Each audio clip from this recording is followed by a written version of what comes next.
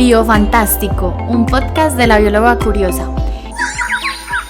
¿Ya echaste un vistazo a la vida que te rodea hoy? Espero que aprendas y disfrutes mucho de este episodio. Mi nombre es Ani Sofía, estudiante de biología de la Universidad de Antioquia. Pertenezco a la Facultad de Ciencias Exactas y Naturales y este es el episodio número 2 de Biofantástico, el legado de la tierra, la agricultura en la época prehispánica. Hablaremos de una forma breve y sencilla sobre esta época, en especial de la diversidad de plantas y alimentos, cómo la agricultura fue tan importante, con grandes invitados Andrés Molina y Diana Villegas. Vamos a escucharlos y conocer bastante. No olviden, si tienen alguna duda durante el podcast, dejarla en los comentarios, estaremos respondiendo y vamos por más conocimiento divertido.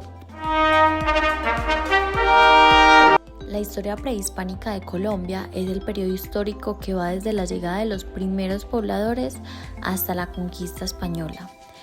Algunos de los hallazgos arqueológicos más antiguos han sido encontrados en los abrigos rocosos de Chiribiquete, donde fueron datadas pictografías rupestres de hasta 19.510 años antes del presente.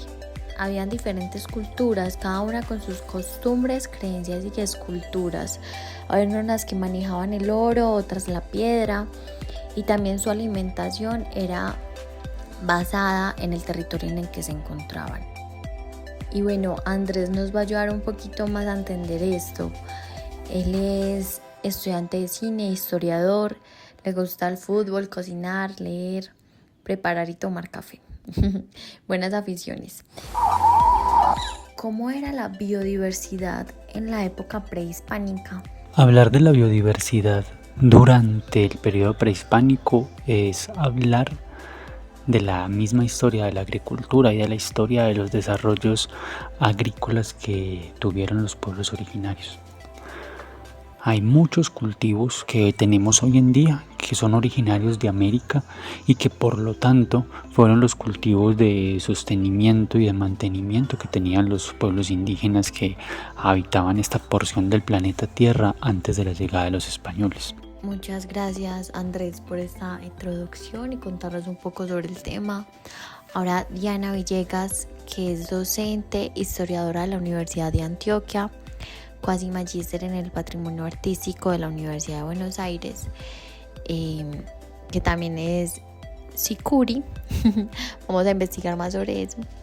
Le encantan los museos, caminar en la ciudad, le gusta también mucho Chile y los pingüinos. Diana, ¿cómo fue la alimentación en la época prehispánica, variando en las diferentes comunidades que habían en Colombia? Para ello tendría que hablar un poco de las grandes culturas de Colombia en ese momento, usando pues por el lado de Antioquia. En el caso del Valle Aburrá tenemos entonces a los nutaves, a los aburrados, que eran los que habitaban este valle, y de hecho pues se cuenta pues que eran grandes guerreros, pues, y que los nutaves terminaron en este caso con la cultura aburrá.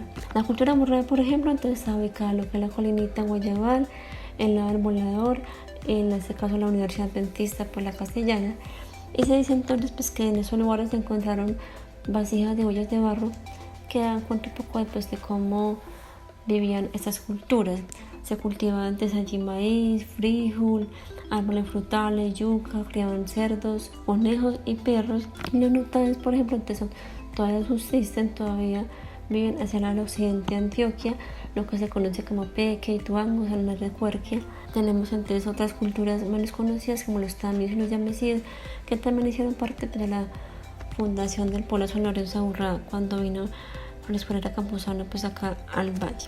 Y estos, por ejemplo, entonces tenían harina de pescado, tenían cerdos salvajes, y entonces vemos pues como los cultores indígenas aprovechan los recursos pues según lo que les daba la tierra. También entonces en este caso podemos hablar de las culturas en Vera, que son los que más vemos por ahí pues en la ciudad, pero tenemos en cuenta antes que son los en Vera Dóvida, en Vera Chamí. Los Dóvida son los en Vera, en este caso, que viven cerca del río, y los Chamí, que viven cerca de la montaña. Y pues entonces estos hacían parte de la cultura de los Chocóes. Ya con la colonización pues ya se fueron dividiendo según pues como sus costumbres. Esos, por ejemplo, entonces pues viven del maíz, del frijol, la caña, el café. También entonces tenemos hacia el lado pues de del lado de hacia lo que es el centro del país, a los muiscas, la cultura muisca, que está ubicada en lo que era el lado pues, de Boyacá, Bogotá. En el caso de Boyacá, pues queda gobernada por el cacique Sogamuxi, ahora es Sogamoso. En el caso de Bogotá, pues que antes era Bacatá, que era gobernada por el cacique Zipazaque. Y esta, por ejemplo, era una región también muy rica en sal. Entonces tenemos a Zipaquirá y Villa Leyva, y había entonces ese comercio pues, de sal por este lado, pues que además de que servía como forma de economía, nos permitía también, en este caso las culturas indígenas, ayudar a los alimentos. Y también tenían, pues, era muy importante en esta cultura lo que eran los tubérculos. Tenían un alimento que era el turmes, que era una especie de papa. Entonces vemos también como, mientras que por ese lado predominaba entonces lo que eran los tubérculos, la papa, y en este caso pues la sal, que les ayudaba pues también como a condimentar o a salar pues, los alimentos. Pues hacia arriba teníamos predominantemente el maíz y el frijol. Bueno, hacia el Amazonas tenemos a los Murimuna, a los Kamsá son el Putumayo, los Murimuna son el Caquetá, y que también era importante para ellos lo que es el maíz, el frijol, la caza, la pesca. Y hacia el lado del norte tenemos lo que es entonces los Arhuaco, que hacen parte de la familia de los Kogi, los Wiwa. Y vimos entonces pues como para esas comunidades era muy importante el tema del maíz, el tema de los tubérculos, lo que era la pesca y los animales como los perros de monte, como los cerdos, para poder subsistir. También tenemos entonces para ello lo que es entonces las plantas medicinales como el tabaco y la coca, que les permite a esas culturas pues tener un pensamiento y una palabra dulce y poder trabajar bien en sus labores.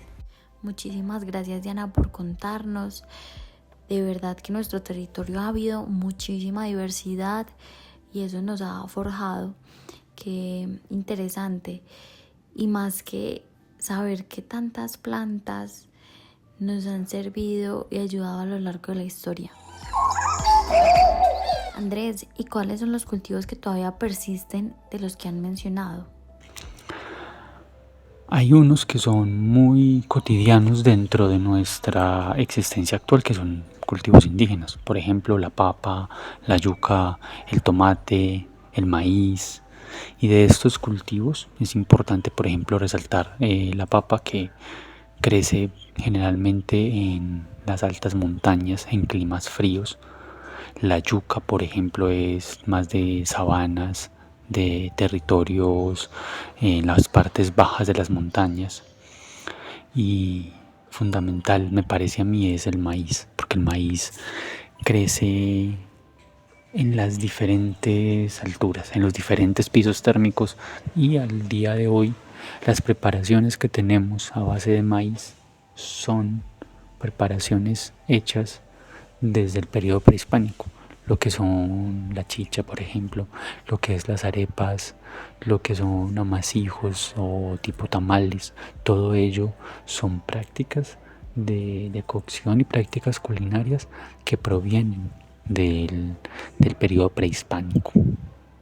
En México tienen un tipo de cultivo que se llama la milpa, que viene desde el periodo prehispánico hasta la actualidad y es de pequeños productores, y en la época prehispánica lo utilizaban en pequeñas parcelas los pueblos originarios. La milpa consiste en sembrar en una misma huerta 3 o quizás 4 cultivos, uno que crezca fácil como el maíz, otro que sea enredadera, en este caso es el frijol, y uno que sea rastrero, que es la calabaza. Incluso algunas personas también suelen cultivar el chile ahí, o el tomate, o jitomate como le dicen en México.